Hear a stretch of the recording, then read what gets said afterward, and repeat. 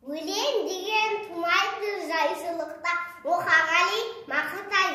Өлең деген тулайды жайшылықта, өлең деген тумайды жайшылықта.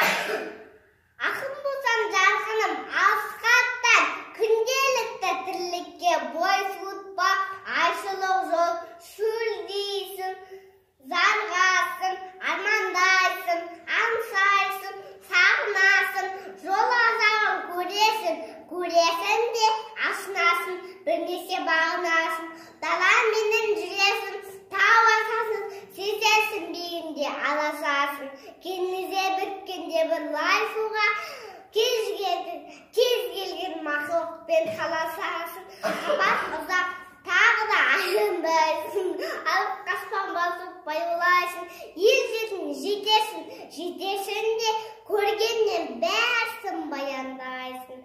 Міне, осылай өлеңнің кілті деген құйықта жиын қалмайды сілкімеген, аттанам деп алысқа, айдалада адаспасам болғайды шіркін өлең.